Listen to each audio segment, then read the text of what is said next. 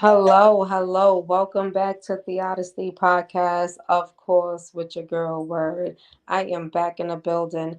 I won't be staying too long, but just know I'm popping in because I definitely want you guys to know that I have some commentary that I will be definitely trying to bring to you guys. Not only that, story time just about myself a little bit. Sleepy Lounge, thank you for popping in. Thank you for popping in. Listen, y'all, it's been a lot going on. Life has been definitely lifing. I'm actually rushing this live and a bit nervous just because I'm on a time crunch. So forgive me. Um, but for the most part, like I appreciate all the support and Sleepy Lounge. I could never, ever say that you would not pop in once you know I go live. And your support is so truly appreciated. So, guys, let me tell you something. Life definitely, like I said before, has been lifing, but I still have been in tuned in certain things, right? And I have a lot of shit to talk about. I came in because this particular um, conversation that I do want to have and just go in depth with is very personal. I feel like I have like a connection to Nipsey. So happy birthday to the late great Nipsey Hussle. It looks like we're going into a reinvestigation, which I do think that they should have. I also have my co-host with me, Kane 2 TV, Puerto Rican 360. So I just want you guys to know, like, when I come into the building, I have those that's coming in so we could actually have a broad conversation. Now, with this particular one, I ain't going to be too long. But when I come back, I will be opening up the panel and Sleepy Lounge. You're one of the people I want to hear from. KTube TV, thank you for pulling up all day long and just showing your support and putting in your insight. And so you already know, you can say a few words to the people. It's always a pleasure coming up here on the build and building with you and the people. Giving that insight was exact and right. For people's delight. Peace. What's going on, everybody? That's Puerto Rican 360 in the building. So, y'all, let me tell you. It's almost like for me bittersweet just because the Nipsey Hussle situation of him passing almost gave me a vibe of J Master J, right? And when you think about it, and when I say it in that sense, is dealing with powerful people. And so they tried to create an image around Nipsey based on his story of him being a Crip and all of those things to why this situation occurred to where this young man, Eric Holder, felt the need to even take his life. Now, guys, Eric Holder is the gentleman that is now incarcerated currently for Nipsey's passing. Now the case is re-arising just because it was a lot of missing pieces. So let's talk about some of the missing pieces.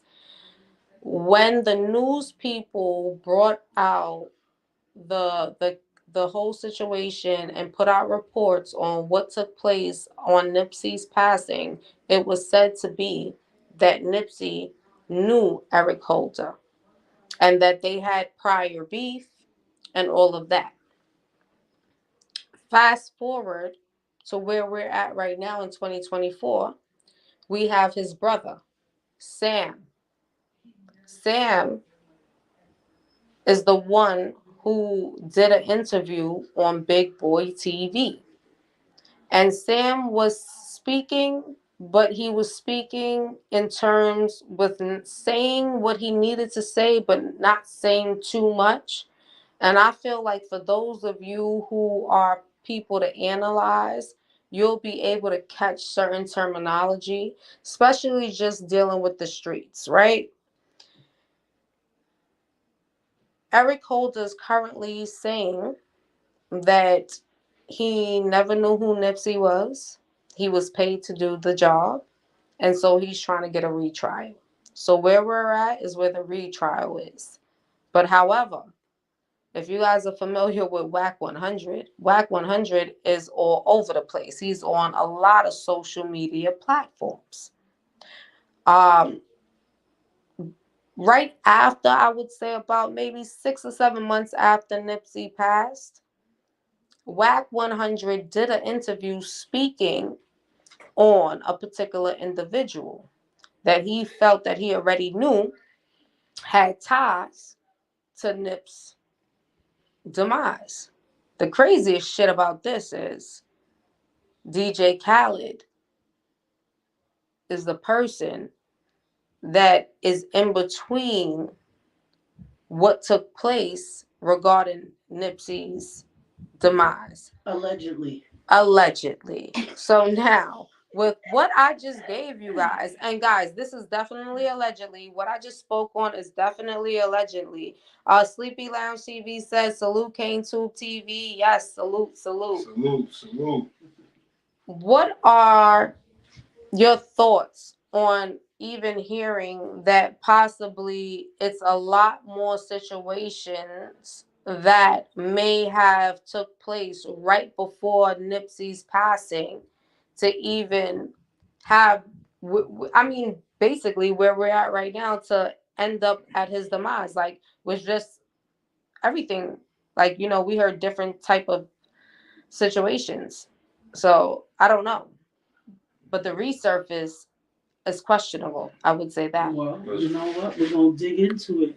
Yeah, we're going to look into it and we're going to keep following it and see what the outcome is. It's funny how you say that this stuff is resurfacing, but people tend to miss like 2 years ago when Charleston White was one of the first ones that said Big U set up Nipsey Hussle. You know what's so funny? Charleston White video has recently resurfaced of him stating that. And that's 100% true. And the thing about it is when you go, and this is why we got to come back, because I will definitely be back. But what I want to do is actually give everyone a visual. So I want to give you a breakdown and I want you guys to be able to hear from the person's words, right? Big U made a lot of statements. He tried to make it seem like he had no ties when it came down to Nipsey. When shit started to take place and Nipsey passing took place, it surfaced that the ties that he had was deep. And now DJ Khaled is going to be where I'm going to tell you where DJ Khaled fits in when I come back. Okay. Okay. Well, I got some hot sauce that still got me bugging.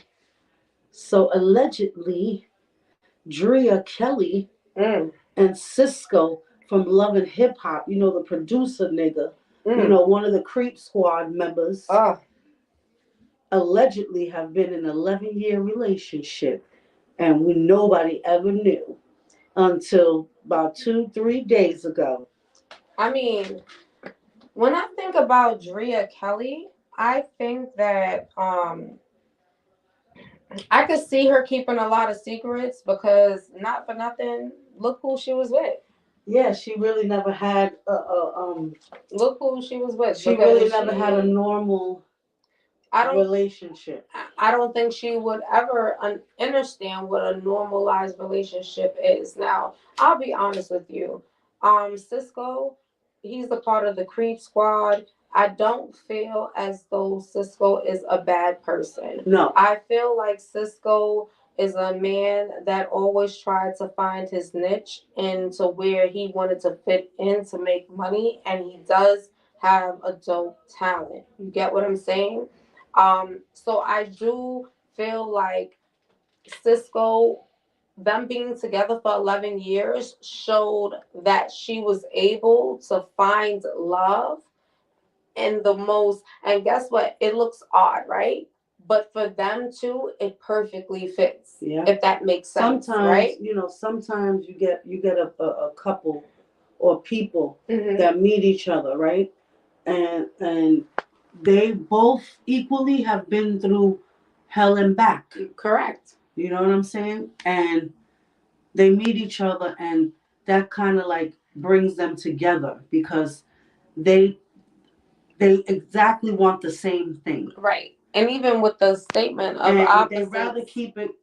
Of course, they're public figures, so it was more. It was better for them, for their relationship to flourish, to keep it on the down low. and I can respect that because, like I said, you know what I mean. It's all about understanding what that personal love looks like and having that moment, especially as a public figure, especially dealing with what you're dealing with as your child, your children's, let's say better, your children's father, dealing with all the accusations that's put out there. You definitely, and listen, that's why I said when I actually heard about it, it was like a throw off, but then it was like, you know what? I kind of Well, they're understand. not accusations. He is in prison for it. No, So. no, no, not with R. Kelly. It's Not with not R. Kelly. accusations No, no, anymore. no, not with R. Kelly. I'm talking about the accusations that was like Drea Kelly and Cisco being together. Yeah, that it. You know It what? kind of It threw me throws you back. right. It It threw throws me you back. back. Right. That's what I I'm was saying. like, whoa. With her, with R. Kelly being her baby father, I feel like the only reason that she would always be a stain in people's minds is because I don't care what you tell me. If you're in a relationship with somebody, they're bound to be able to hide but so much, if that makes sense, right? So eventually, through